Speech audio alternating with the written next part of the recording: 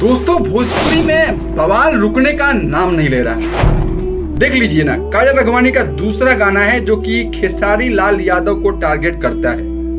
कहीं ना कहीं जो खेसारी लाल का फैन है दुखी है कि काजल रघवानी ये कर क्या रही है। तो काजल रघवानी वही कर रही है जो खेसारी लाल यादव करते आ रहे हैं। कहीं ना कहीं काजल रघवानी खेसारी लाल के साथ में रह रह के उनका सब गुण सीख लिया है। खेसारी लाल भी दूसरे के ऊपर टिप्पणी करते हैं, दूसरे का गाना उठा लेते हैं, चोरी कर लेते हैं और अच्छी तरह से मालूम है काजल रघवानी को कि हम भी ये काम करेंगे तो हमारी जो पॉपुलैरिटी है और बढ़ती जाएगी।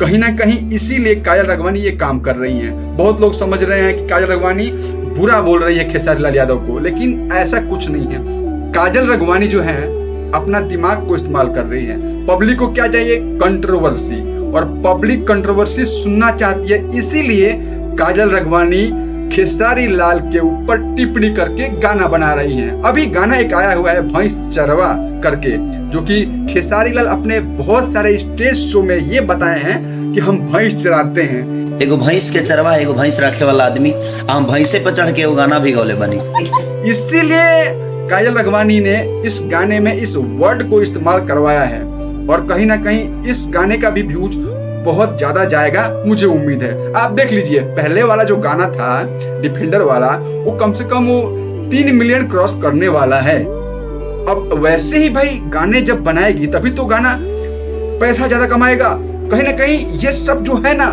दिमाग का खेल है। बहुत लोग सोच रहे हैं कि ऐसा वैसा फलाना ढिमका, कुछ सोचने का जरूरत नहीं है, किसी को ज्यादा दिमाग लगाने की जरूरत नहीं है। ढूढ़ी चटवा जो गाना चला था कुछ दिन पहले, वो भी बहुत हिट हुआ था। क्या वो गाना भी थोड़ा अजीब तरह का था, लेकिन गाना हिट कर गया।